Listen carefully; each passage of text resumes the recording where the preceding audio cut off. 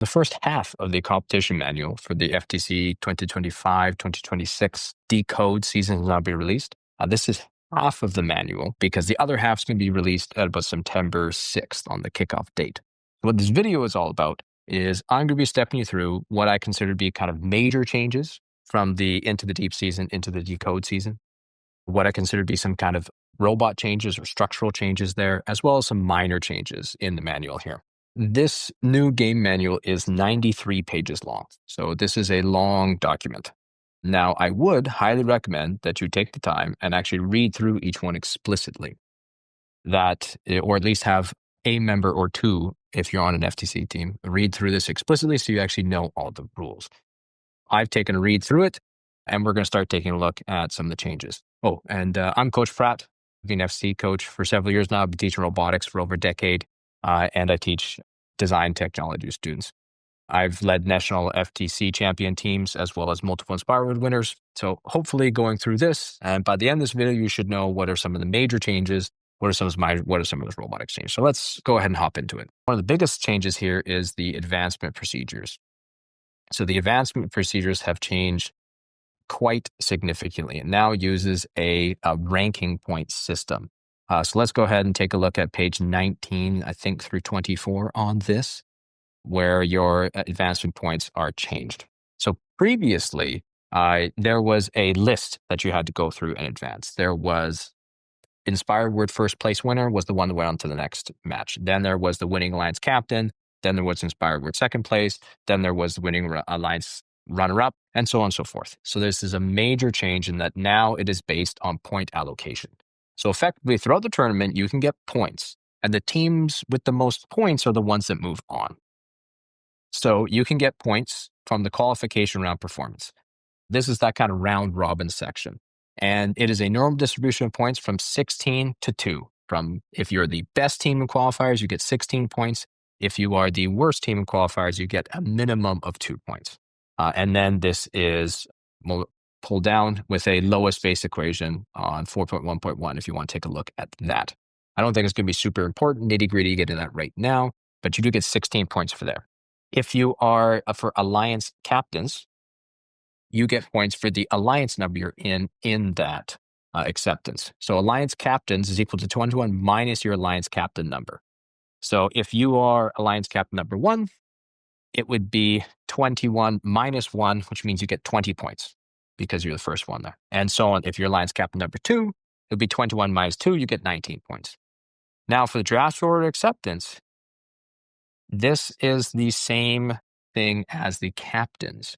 So it's equal to 21 minus your draft order acceptance. So if you're the first draft order pick, that means you're on alliance number 1. It means it's 21 minus 1. You are now get 20 points. So which means that both the alliance captain and the alliance captain partner get the equivalent points, which is awesome to see. And I think that's great because it means you're not penalized and you won't. I think what sometimes can happen with some teams is that they really want to be an alliance captain. And I think that this shows it as not being as important anymore. What's more important is just being on a strong alliance. Maybe that's a positive change. Maybe it's not. I think it is a positive change because it kind of makes things a little more equal. Because as I'm sure we've probably seen with the alliance captains, sometimes in the qualification rounds, certain teams get unbeneficial partnerings. And despite being stronger robots and maybe being an alliance captain, they don't end up getting that chance to do so. And making those rules equivalent is great in that respect. It also makes it a bit more of a team match in that the captain isn't near as important anymore as just being on that team. And that's really what FTC is about, is that team partnership. So I'm a big fan of that. Playoff advancement is a big one. You get 40 points if you're first place, 20 points for second, 10 points for third, 5 points for fourth, and then so on. Looks like there are some modifications at 13.8 for specific division events. For the team judged awards, 60 points for Inspire first place, 30 for second, and 15 for third. You get 12 points for all of the first place, 6 points for all of the second, and 3 points for all of the thirds. There are some awards that are points eligible and some awards that are not. So then they'll talk about the awarded points here. So total advancement award points, then there's the judged team award points, playoff award points if there is a tie. So you the first point is always who has the most points. If there's a tie in that, so let's say, both teams have 70 points. Whoever had more judge team award points in that gets to go forward. So even if your robots were the same, if you had better points in judging, you've been moved through, and then so on and so forth all the way down. Now, is it likely they're going to tie all the way across all three of these? I'm not sure, but it's good to know that those things do exist. So that's positive. Now, they do have this full calculation if you want to go through on how first go ahead and do that to be able to do that nominal distribution. You're welcome to go ahead and do that. But again, it's not necessary. Let's go through and take a look if there's anything more that's important on this. There is advancement distributed by regions. You can go ahead and take a look at this to see, because one of the bigger changes as well is they went from 256 in worlds to I think over 330 or 331, something like that. So it's about a 32% increase in the number of teams that are allowed to go to worlds. So you should definitely take a look at this website here to be able to see how many of your teams get to advance onto worlds from your specific region. I think that's a big one. So overall, advancement structure is a really big shift this season. I think it's a great shift overall. And it really is going to put a lot more importance on being a well-rounded team. It's no longer completely all about the Inspire Award or completely all about robots, because you have to do well all the way around. And it's not so much that you can just do really well in qualifiers or completely bomb out, or if you happen to bomb out in the playoffs, you still do have a chance of coming back, because it makes a lot of those judged awards more important. Another thing that's great about this is that all the judge points awards, beside the Inspire, which of course is doing best, or for the most part, doing good in all of the awards, all the awards are equivalent. So you no longer have this sort of think award supremacy over other sort of awards. So they're all being at a big leveling point. So that's a really big one. We'll know eventually how many advancement slots you get in early December-ish. So that's when you'll be able to check in for your region. Another big change here has been the award updates and change. There's been some big shifts there. So let's go ahead and take a look at some of the awards. You, of course, still have your Inspire Award and your Think Award. Those still exist. In terms of how many teams are participating, you can see that there's a first, second, and third place. So you can know by how many teams you have inside your event, just if you should be giving out a first, second, or third award. Keep in mind, these asterisks means that that's up to your region, but whether they're going to be giving it out or not. Underneath the TA awards, you have the Connect Award, the Reach Award, and Sustain Award. So in the previous year, you had Connect and Motivate. It looks like Motivate has now been split up or into Reach and Sustain.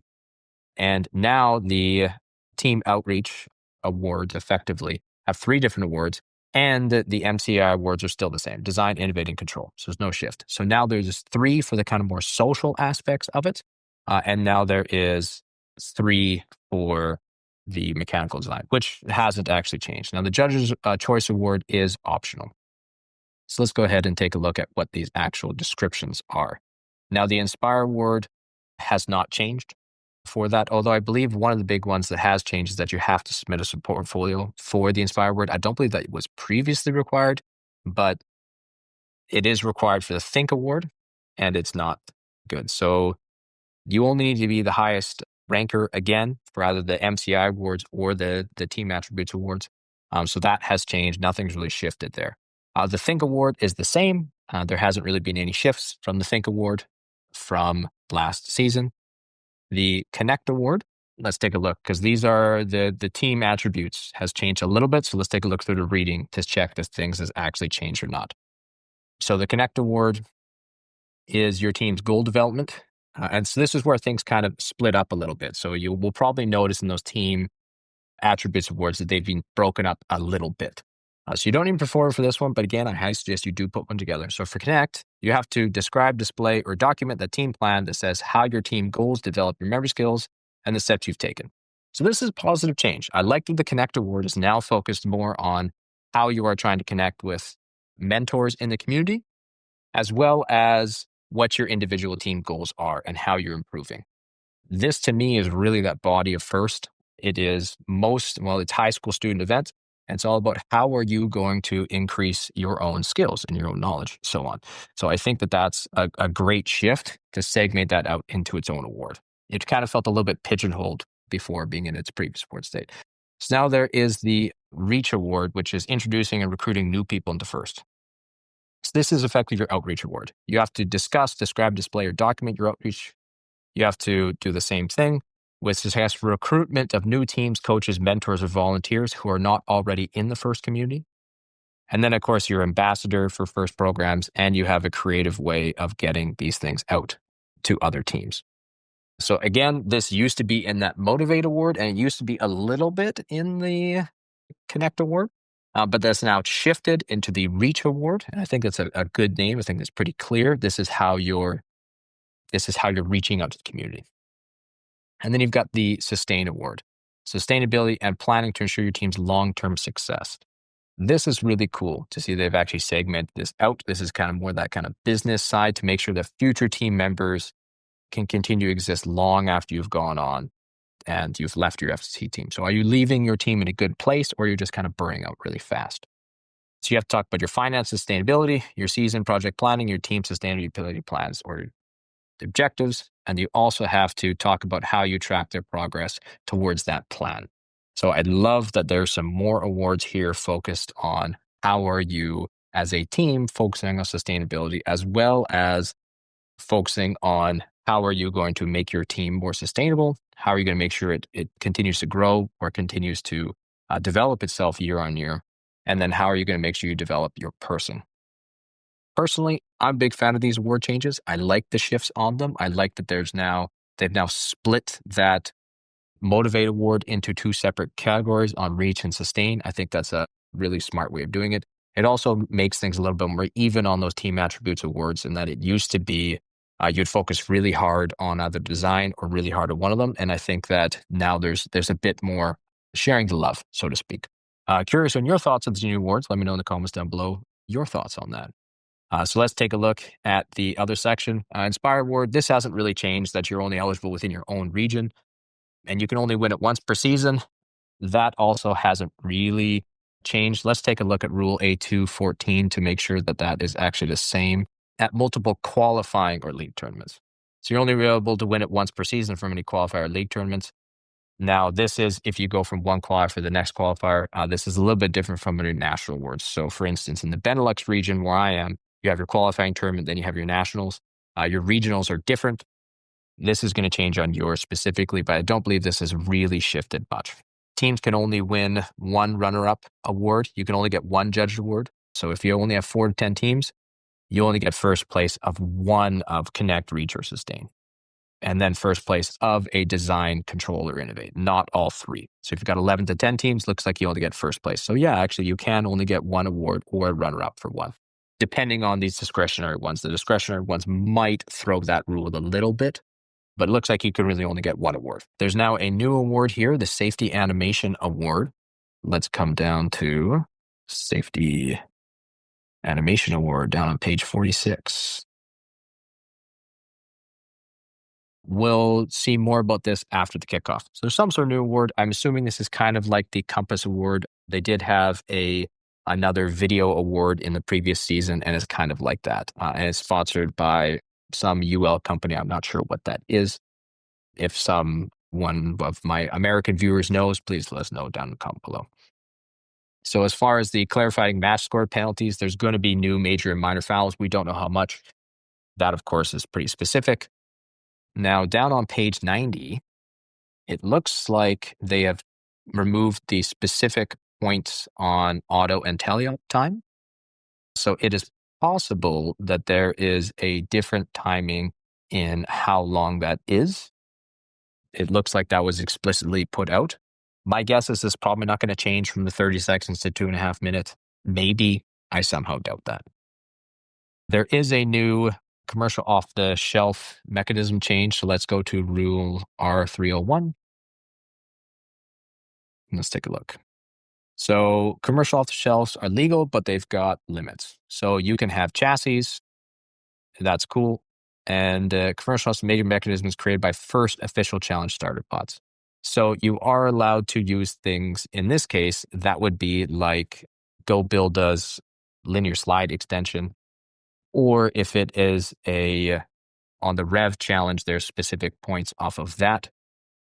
but it looks like they're trying to stop people from finding fully designed claws and just go ahead and pulling those out. Now, again, that is commercial off the shelf. That is different from things you are fabricating yourselves, like 3D printing, CNC milling, laser cutting, water designs, or whatever. So this seems to be the deal here. So commercial off-the-shelf parts are intended to help teams design, build robot mechanisms to complete those game tasks and solve challenges, but they're not intended to be purpose-built, bolt-on, out-of-the-box solutions to complete your game objectives. I like this rule. I think that one of the changes that some teams saw in previous years was that there were some parts that felt a little bit pay to play effectively, and you can kind of have a robot that gets off to started right away. I think this brings back a little bit more the hope of first, in that it's trying to get you into building your own robot mechanisms. A big shift here is the servo limit reduced. So let's go to rule R503.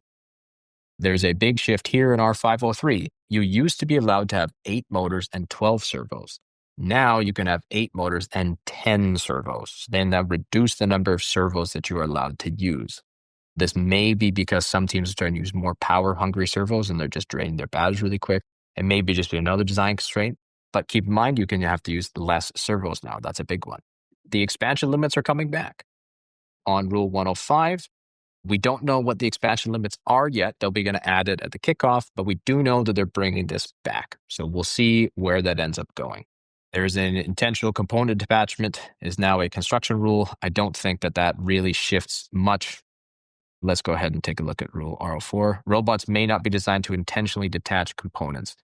There may have been a student or a student team that had this last year, and they're probably just making that clear to make sure. There's a new rule. You're not allowed to grab the floor anymore, so that you can't have any suction downforce to get more traction or grabbing filled surfaces. That may be because we're seeing a lot more teams using claws now, and they don't want it to damage that field surface.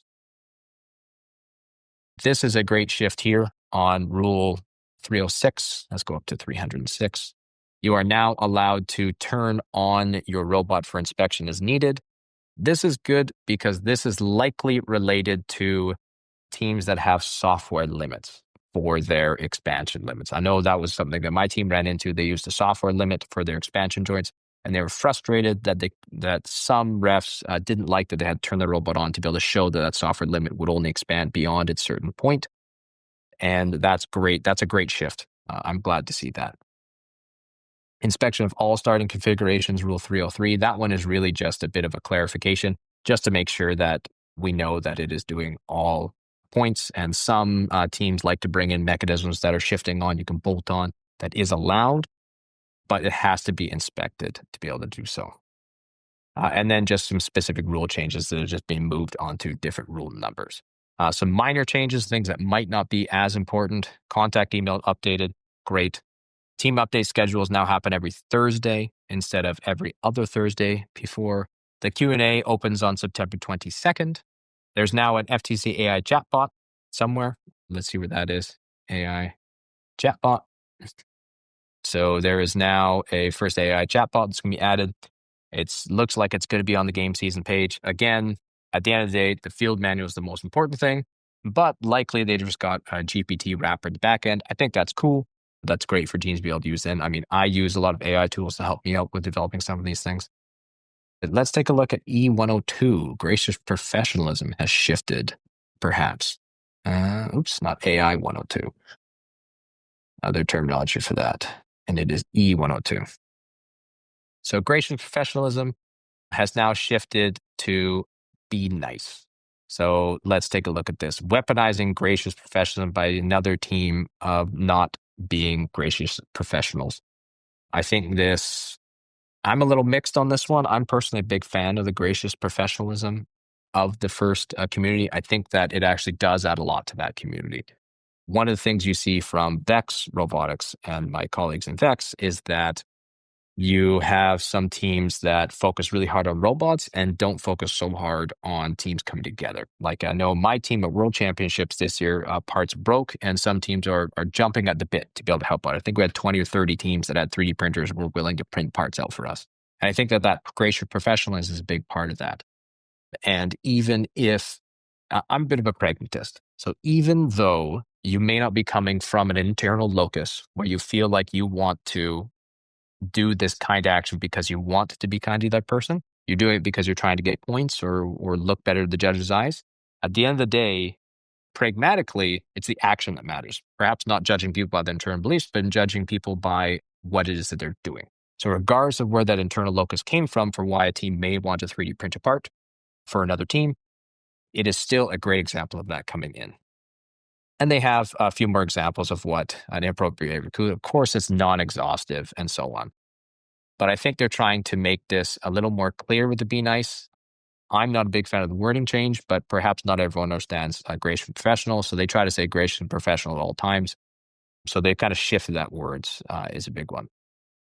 No sparks has now been shifted to no sparks or flames in the pits. My guess is that some teams were probably being very nitty-gritty, not thinking about the spirit of the rule. Let's take a look. We now list prohibited examples of traction devices. So let's take a look at 201. There is now a few more. Rule 201. There's a few new rules here on prohibited lists. So there are specific examples here on high traction wheels. Traction device known to cause damage directly is a big one. So that it's likely not a limit to let you know you're going to need more traction. It's probably just more that some teams were using these specific points and grip tread and that it's damaging the field floor. So don't use them. Field contamination examples, adding coffee beans and kitty litters. I don't know why you use coffee beans or kitty litter as a ballast, but I guess you could. Robot team sizing is now slightly larger, R403. So you can now have a slightly larger team sign as 2¼ inch as opposed to 2 inches.